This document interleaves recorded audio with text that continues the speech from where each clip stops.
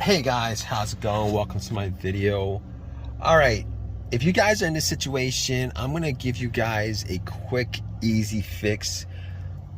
All right, so a couple of days ago, I had this situation come up with my truck. I had no issues with the truck for the longest time. Probably changed out the battery like 7 months ago. Aside from that, the truck was pretty perfect. And I pretty much used it the whole entire day, no issues, not even a hint of an issue. And then I took it to a Wendy's, got a Wendy's large fries and chili, which is what I normally get. It was good. All right, I spent about 20 minutes there, ate it, came back out, tried to start my truck, and it would not start up. It would crank, but it wouldn't start up. So I got into that situation where I was like, okay, so this truck's been working fine for the longest time, and all of a sudden it had this issue where it would crank and wouldn't start up. And I was thinking to myself, hey, let me just tried a couple of times. I tried it a couple of times. Same thing. It didn't run. So then I was playing with the shifter, and I was shifting it to neutral and trying to start it, and it didn't. It did the same thing. But it was a strong crank. It was a strong crank. It wasn't a weak crank. It was a strong crank. So I was like, you know what? What's the next troubleshooting step for me? You know, just considering I changed out the battery 6 months ago, it might be the battery. Maybe something wasn't, maybe something was loose or something like that. So, but I turned on the headlights just to see whether the headlights were bright. Their headlights were bright. Strong cranks, headlights were bright. I doubt it was the battery, but still, in situations like this, just gotta troubleshoot everything, right? So I went to where the battery was, and I tried to make sure that the terminals were good. Made sure that there wasn't any kind of corrosion on the terminals, made sure they were tight, made sure that the negative line was connected to the frame, and everything was good. Everything was good. Normally, if it was the battery in this situation, the battery, you would get a soft crank, you know, and each time you crank it, it would be really, really weak until it wouldn't, you know, maybe a crank like once or twice, and then you won't get any crank out of that. Then normally you would know that was the battery. But I had to just troubleshoot it just to make sure it was in the battery. It's just something that I do. You know, weirder things have happened, etc., etc. So I was thinking to myself, okay, I'm like 99% sure it's not the battery, probably like 100% sure it's not the battery that's the problem. All right, I'm going to check that off my list. And then I'm thinking to myself, what could be the problem if it's not the battery? And a lot of things just pretty much went through my head, and I was looking at the mass airflow sensor. I was trying to, you know, play with the plug, make sure that it's not loose. I was thinking crankshaft position sensor. I'm thinking about camshaft position sensor. I'm thinking about the throttle position sensor.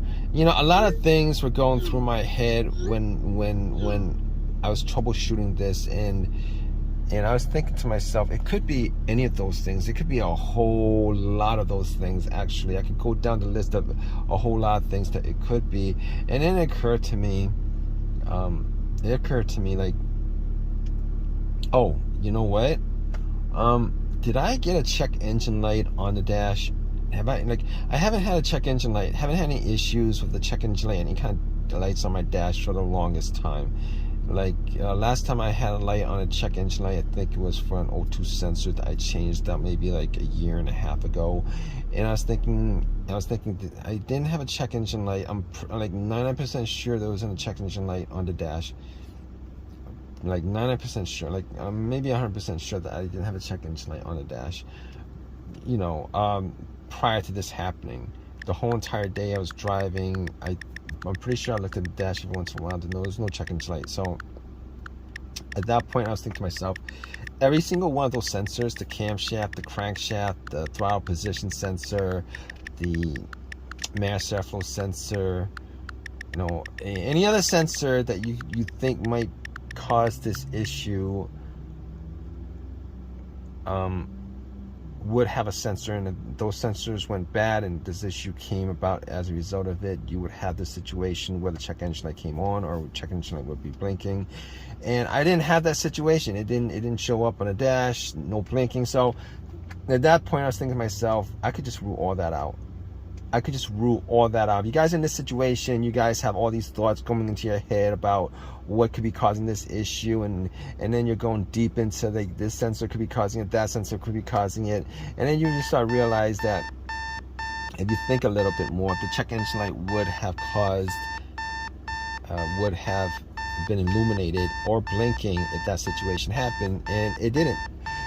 Now, I didn't have an OBD2 scanner on me, so I couldn't plug it in and do a whole entire scan, etc., and make sure it's 100% that's the case. I mean, weirder things that could happen, but normally in these situations, they get, the situation is like not that bad of a situation. It gets progressively worse, and then you get a check engine light, and then you can still drive a little bit, and then out of nowhere you get this situation come up. So, but that's not the case here because there's no check engine light on the dash. So I was at that point, I was thinking to myself, like the whole troubleshooting stuff goes, you gotta troubleshoot, you need to troubleshoot like everything. But in this situation where you don't have tools to troubleshoot it to like 100% of verification, you're gonna have to use your brain, eliminate stuff, deductive reasoning, eliminate stuff. So I eliminate all those things. Then I was thinking to myself, so a couple of things could cause it. It's either an electrical or a fuel issue. A lot of times it's more of a fuel issue than anything than electrical. And I was thinking to myself, all right, let me see if it's the fuel pump. Now, I didn't have starter fluid. Normally, if I had starter fluid, I would spray it. Even if it was just me, normally you would have a person spraying it into air intake and then another person starting it. But if it's just me, I would be able to still spray it into the air intake and then run to the car and then try to start it. But you know what? There was an AutoZone around the area, and I wasn't able to get starter fluid from either AutoZone or Walmart or any place like that. So I was thinking to myself, okay, so I can't test that out. But I can try to listen to the fuel pump priming, see if that's actually, it's either it could be the fuel pump relay, or the fuel filter. Now, the whole eliminating process with that is, if it's the fuel pump or the fuel pump relay, you would not hear the fuel pump priming. So I went back into the car. I went back into my truck, and I was like, all right, let me see if I can hear the fuel pump priming, because if I can hear the fuel pump priming, then it's probably not the fuel pump, and it's probably not the fuel pump relay. So I went back into my truck, and then I tried to turn it to the on position a couple of times, right? The on position is the position before the crank position. All right, it's that position where all the lights in your dash are on. It's just one position before the crank where your car would normally start. So I got back and into my car, and it was really hot out. I mean, it was really hot out. So I tried rolling all my windows up just so I could actually try to hear the fuel pump. And then I turned to on position.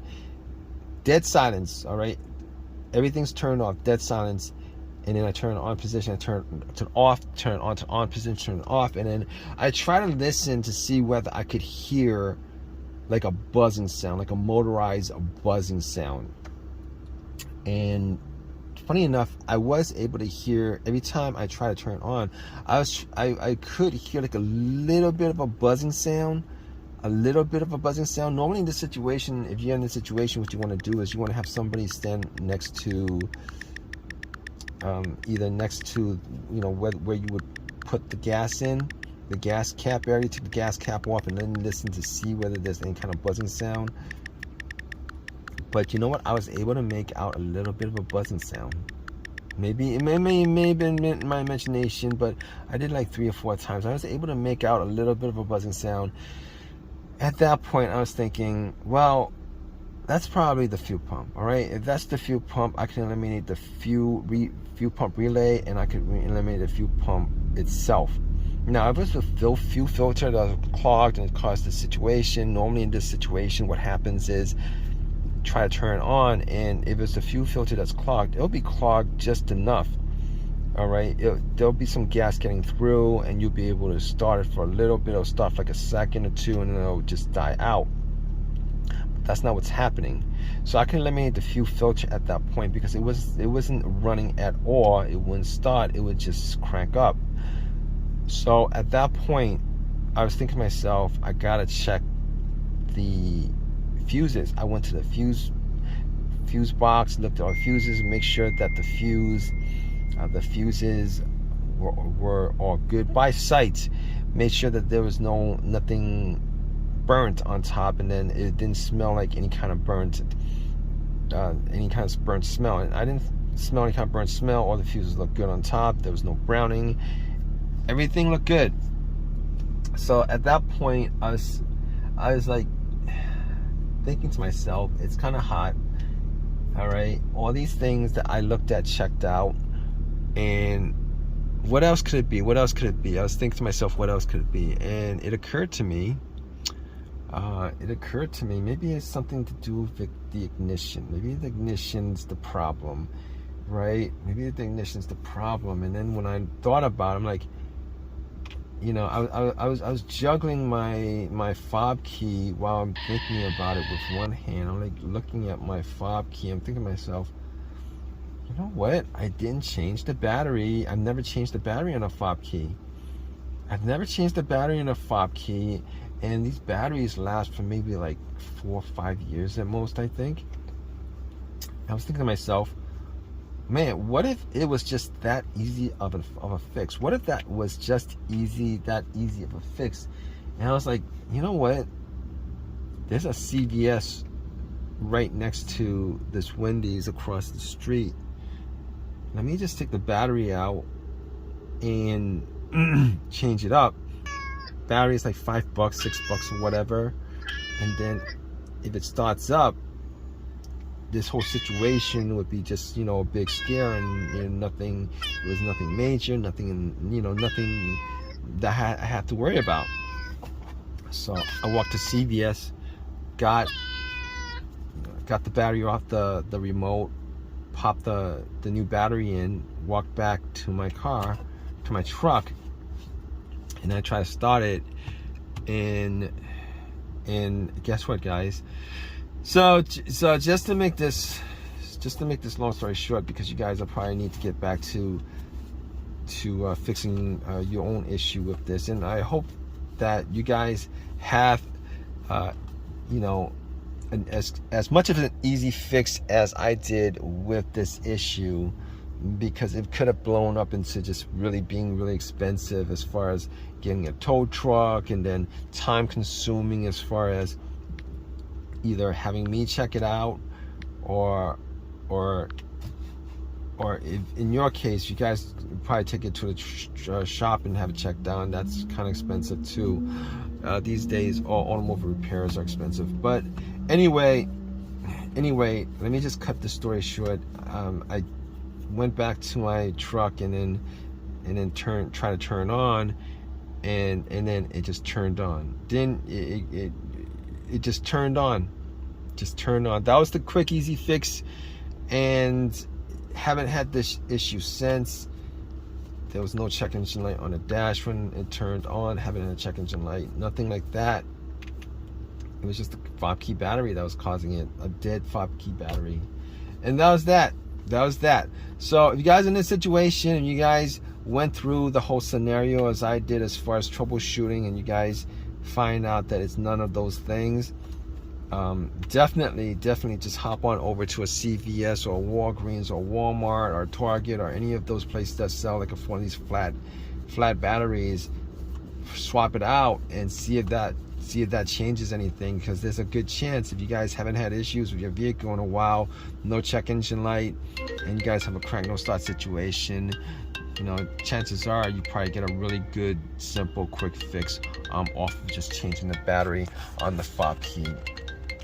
Anyway, if you guys have any of your own personal opinions about this or any of your own personal experiences, definitely leave a comment in the comment section. Please subscribe. Please give me a thumbs up. All that good stuff, all right, guys? Take care.